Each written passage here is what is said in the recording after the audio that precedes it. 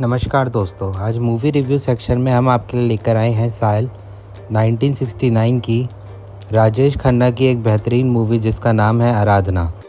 इस फिल्म के डायरेक्टर थे शक्ति समांता। इसकी कहानी लिखी है सचिन भौमिक ने और इसको प्रोड्यूस किया है शक्ति समांता जी ने ही।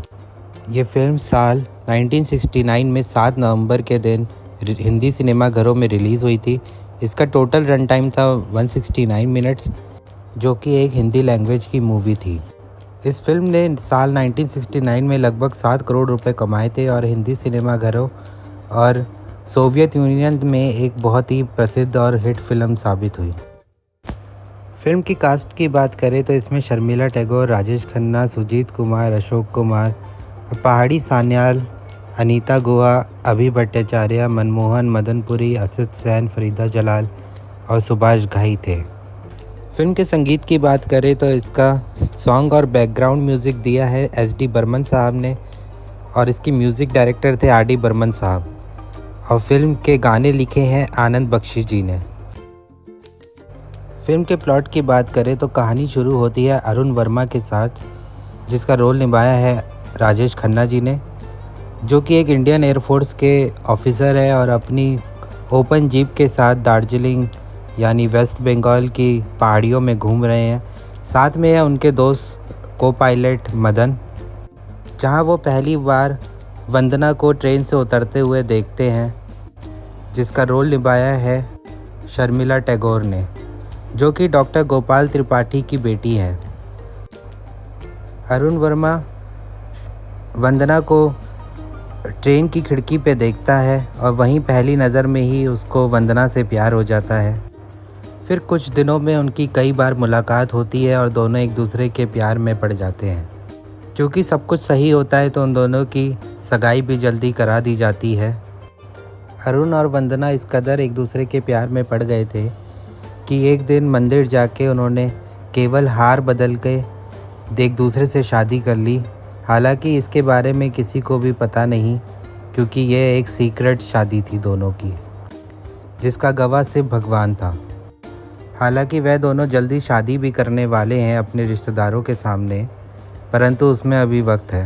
तभी उस रात काफ़ी तेज़ बिजली कड़कती है और खूब बरसात भी होती है, जिसकी वजह से वह पास ही एक छोटे से कमरे में आसरा ले लेते हैं। अरुण और वंदना एक दूसरे के साथ अकेले होते हैं और उन दोनों के बीच नज़दीकियाँ काफ़ी बढ़ जाती है। अगले सीन में हम देखते हैं कि वंदना अरुण से कहती है कि कल रात जो कुछ भी हुआ वह बिल्कुल भी ठीक नहीं हुआ, जिस पे अरुण उन्हें कहते हैं कि वह जल्दी शादी करने वाले हैं और उनके बीच जो भी है वह कुछ भी गलत नहीं है और अब उससे उन दोनों को अपना लेना चाहिए। जिसके बाद अरुण अपनी पोस्टिंग के लिए चले जाते हैं और वंदना से वादा करते हैं कि वह जल्दी वापस लौट आएंगे। अगले सीन में हमें पता चलता है कि अरुण का एक प्लेन क्रैश में एक्सीडेंट हो गया है, जिसमें उनकी जान चली गई है, जिससे वंदना काफ़ी मायूस होती है और टूट जाती है। जल्द ही वंदना को पता चलता है कि वह अरुण के बच्चे के साथ प्रेग्नेंट है। अब क्योंकि अरुण इस दुनिया में नहीं है तो अरुण के घर वाले भी वंदना को अपनाने से मना कर देते हैं और साथ ही साथ वंदना के अपने पिता की भी मृत्यु हो जाती है, जिससे वंदना एकदम अकेली पड़ जाती है। कुछ टाइम बाद वंदना एक लड़के को जन्म देती है, जिसका नाम वह रखती है सूरज। समाज वंदना और सूरज को किस नज़र से देखेगा, यह सब सोच के वंदना सूरज को एक अडॉप्शन हाउस में छोड़ जाती है और वह यह फ़ैसला लेती है कि वह अगले दिन आके उस बच्चे को अडॉप्ट कर लेगी, ताकि दुनिया की नज़र में ये रहे कि उसने एक लड़के को अडॉप्ट किया है। वंदना अगले दिन अडॉप्शन हाउस पहुंचती है। उससे पहले ही उसको पता चलता है कि एक विवाहित जोड़ा, जिसकी तीसरी संतान मरी हुई पैदा हुई थी, वह उसके बच्चे को अडॉप्ट करके अपने साथ अपने घर ले गए हैं। वंदना अडॉप्शन हाउस से उस घर का पता निकाल के उस घर के मालिक के पास पहुंच जाती है और उससे काफ़ी विनती करती है कि वह उसका असली बच्चा है और वह उसको लौटा दे। तभी वह आदमी जिसने सूरज को अडॉप्ट किया है वह बताता है कि इस घर में उसे वह सारी सुख सुविधाएं मिलेंगी जिसका वो हकदार है। उसे ज़िंदगी में किसी भी चीज़ की कोई भी कमी महसूस नहीं होगी और वह वंदना से कहता है कि वो उसके नैनी के तौर पे इस घर में रह सकती है, जिससे उस बच्चे को दो दो माँ का प्यार मिलेगा। वंदना इस बात को मान जाती है क्योंकि वह देखती है कि अगर वह ऐसा करे तो उसके बेटे को एक बाप का नाम भी मिल जाएगा और यही उसके लिए सही होगा। कहानी आगे बढ़ती है।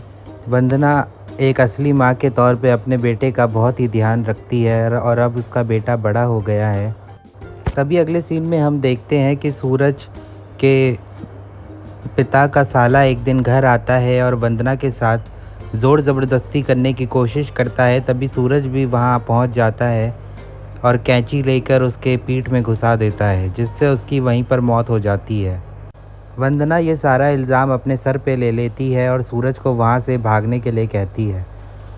उसी वक्त सूरज के अडॉप्टेड माता पिता भी वहाँ पहुँच जाते हैं, जो देखते हैं कि वंदना के हाथ में एक कैंची है और उनका साला ज़मीन पे मरा हुआ पड़ा है, जिसके बाद वंदना को जेल की सज़ा हो जाती है।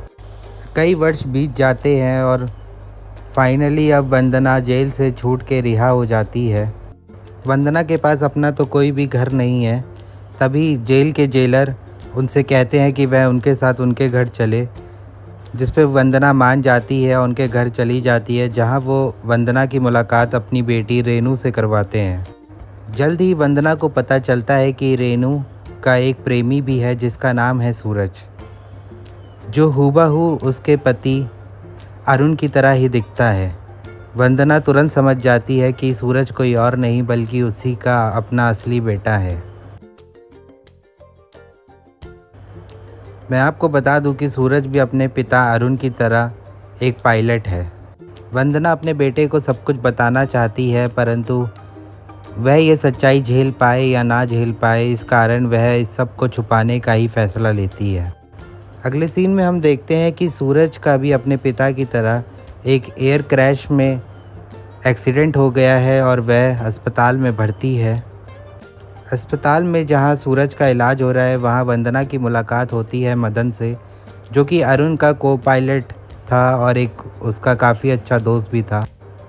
मदन तभी सारी बातें समझ जाता है क्योंकि उसको अरुण और वंदना की पूरी सच्चाई पता होती है और वह जल्द ही ये सारी चीज़ें सूरज को बताने का फ़ैसला लेता है।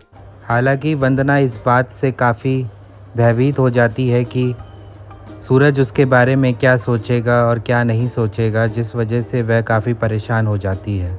तभी अगले सीन में हम देखते हैं कि सूरज अब एकदम ठीक हो चुका है और अपने कमरे में है।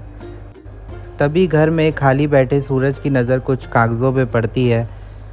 वह यूं ही कागज़ें टटोलता है तो वहाँ उसको एक तस्वीर मिलती है, जो हूबहू सूरज की तरह ही दिखने वाला कोई व्यक्ति है, जो कि कोई और नहीं, उसी का असली पिता अरुण है। तभी सूरज को यह मालूम पड़ जाता है कि उसके असली माता पिता अरुण और वंदना है और अरुण उसके पिताजी अब इस दुनिया में नहीं रहे। वह वंदना से यानी अपनी माँ से उसके लिए किए गए सारे बलिदान के लिए बहुत ही शर्मिंदा होता है और उसको अपना लेता है और कहानी इसी के साथ यहीं पर समाप्त हो जाती है। फिल्म के संगीत की बात करें तो इसमें टोटल 7 गाने थे, जिसमें से पहला गाना है मेरे सपनों की रानी कब आएगी तू, जो गाया है किशोर कुमार ने। फिल्म का दूसरा गाना है रूप तेरा मस्ताना, जो अगेन गाया है किशोर कुमार ने। फिल्म का तीसरा गाना था कोरा कागज़ था ये मन मेरा, जो गाया है किशोर कुमार और लता मंगेशकर ने। फिल्म का चौथा गाना है चंदा है तू मेरा सूरज है तू, जो गाया है लता मंगेशकर ने। फिल्म का पांचवा गाना है सफल होगी तेरी आराधना, जो कि गाया है SD बर्मन साहब ने। फिल्म का छठा गाना है गुनगुना रहे हैं भंवरे, जो गाया है मोहम्मद रफ़ी और आशा भोसले ने।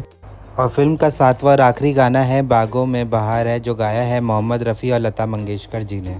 फिल्म से जुड़े अवार्ड्स की बात करें तो यह फिल्म लगभग 9 कैटेगरी में नॉमिनेट हुई थी, जैसे कि best film, best actress, best male playback singer, best director, best actor, best supporting actress, best music director, best lyrics और बेस्ट स्टोरी। जिसमें से इस फिल्म को बेस्ट फिल्म के लिए शक्ति समांता जी को, बेस्ट एक्ट्रेस के लिए शर्मिला टैगोर और बेस्ट मेल प्लेबैक सिंगर के लिए किशोर कुमार जी को रूप तेरा मस्ताना गाने के लिए अवार्ड दिया गया। फिल्म के बॉक्स ऑफिस कलेक्शन की बात करें तो जैसा कि मैंने आपको पहले बताया, इस पिक्चर ने भारत में ही लगभग 7 करोड़ रुपए की कमाई करी थी। साल 1969 में, जो आज इन्फ्लेशन के हिसाब से 2017 के हिसाब से देखा जाए तो लगभग 590 करोड़ रुपए बैठते हैं। फ़िल्म के वर्ल्ड वाइड कलेक्शन की बात करें तो इस फिल्म ने लगभग 2.3 करोड़ डॉलर कमाए थे उस ज़माने में, जो कि इन्फ्लेशन के हिसाब से अगर रुपीज़ में मैं आपको बताऊं तो लगभग 1137 करोड़ रुपए बैठते हैं।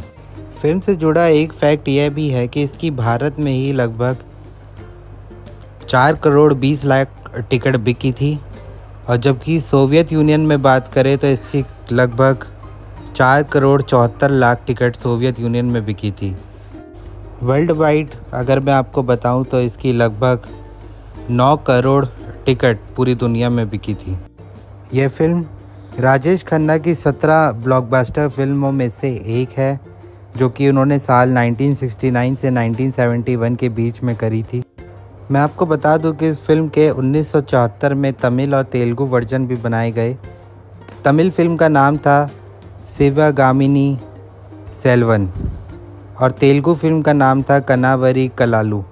फिल्म से जुड़ा एक फैक्ट यह भी है, इस फिल्म की जो थीम है वो ली गई है 1946 की एक फिल्म जिसका नाम है टू ईच हिज ओन।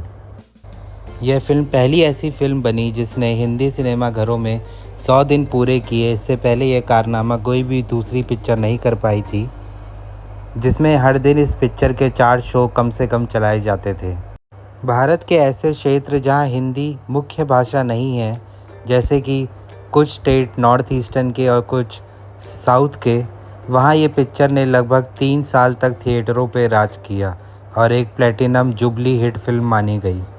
मैं आपको बता दूं, शर्मिला टैगोर और राजेश खन्ना की यह साथ में पहली मूवी थी।